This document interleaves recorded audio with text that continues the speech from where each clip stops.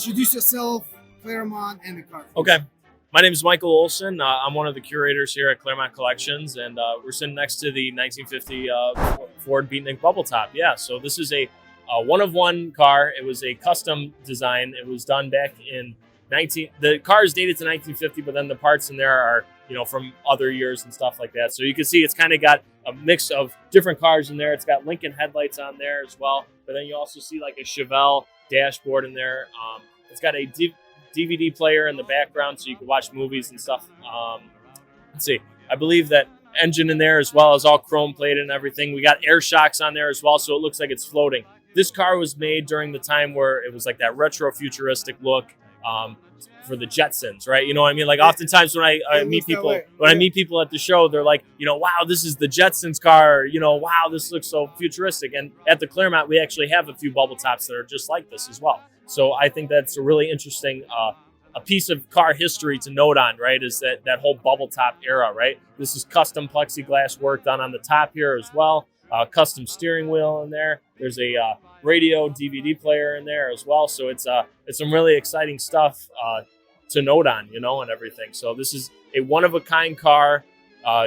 I haven't personally seen anything else like that as well. So that's why I'm calling it a one-of-one, right? Some guy out there could probably say, oh, I got a bubble top that's just like this, right? But in my opinion, you're not going to see anything else like this. This amount of quality and taking care of and everything like that. And that's what Klairmont is all about at the end of the day. We preserve cars for historical education.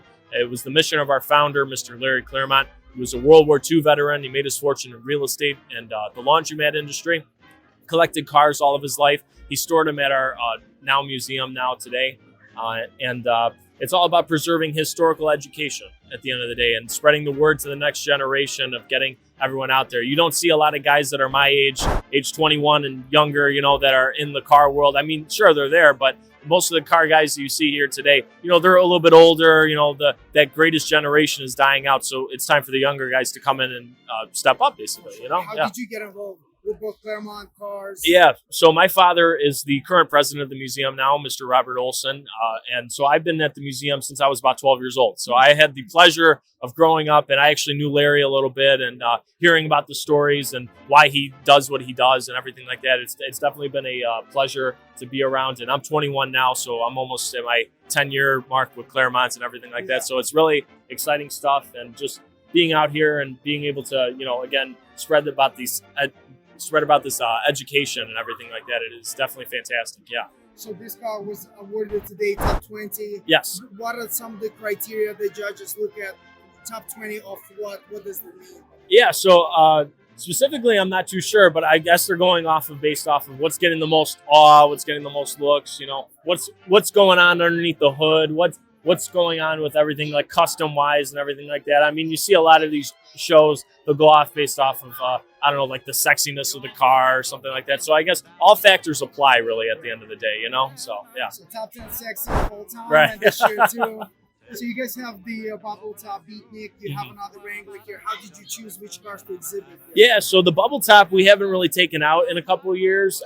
That was definitely a choice on our part or whatever, because we wanted to make sure that people get to see this car. Oftentimes when we go to shows, we actually have two Batmobiles. So we'll take out a Batmobile or two and we'll, go out there. But at the end of the day, you're not more than just the Batmobile, right? So this is an important car for the custom modding section of this, and for World of Wheels we thought that would be a fantastic addition for that as well. And then this Wrangler here on my left here, this is a Wrangler from the year 1986. Specifically, this is model number 1 off the line, so it's got about 22,000 test miles on there. It's been kept in pristine condition, and it's a brand new section in our museum for the Jeep collection that we just recently acquired as well. So we have a whole room upstairs in our museum now that's dedicated to just Jeep and Jeep history as well. So we got a bunch of new Wranglers. Let's see, we got a few the Jeep pickups as well, so it's really exciting stuff that is going on at the museum. It's a lot of change right now, and we're trying to show that change based off of the cars that we've brought here to the show today. So AUTORAMA travels the U.S. Klairmont, do you guys also send cars with them across the U.S.? Yeah, so we've sent cars to a few different shows and locations and everything. I remember we took the Golden Sahara II. I don't know if you're familiar with that car. It's a George Barris creation, and so it's made as the standard of luxury and classiness, and again, like that sexiness factor of the 1960s, right? And it was a technologically advanced car as well, and to the point where you could actually drive it with a remote control. And that was back in 1960. And so Bears took it all around, the world, and no, specifically he took it around the nation.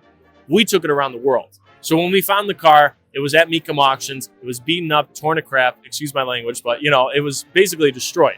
And so what we did is that we sunk a lot of money into renovating it and restoring it to its pristine condition, and we took it on a world tour. So we took it across America for a little while, then we took it to Europe, specifically in Switzerland, then we took it around with Mecum auctions as well. So we're partnered up with Mecum, and so they helped us, set up the planning or whatever and everything, and then we were able to, spread it around to the world. Yeah. That's impressive. All right, so you said the Klairmont, the Jeep exhibition, that's new. Mm-hmm. Everybody who wants to go to the shoot film should see it. Yes. What else is new at Klairmont? We just added a brand new mechanics area as well, so now everyone can see us working on our cars in full time. So I think right now we're working on the mystery machine. So if you stop in at Klairmont at, right about now, you can come in and see us working on the mystery machine, getting it back to a functioning working order. We just had it at the Chicago Auto Show at McCormick Place. So a lot of people were excited to get down and take pictures in there and everything like that. So that was a fun time. But now we're doing some maintenance on that. And then we also have some exciting news as well. We're working with Triton College and a bunch of different high schools in the local area to come in and do mechanic projects as well. Trying to invigorate the machine industry again, with cars and everything like that, trying to get that younger generation, to step up to the plate and, take the reins over from the older guys, so. And for those who see this video, who read the article about Klairmont, what do you want them to know, specifically younger generations? Well, the younger generation, don't be afraid, to step up to the plate. I know it's scary sometimes when you see that old guy sitting right by his car and he's pointing his finger at you, telling you to get off my car, right?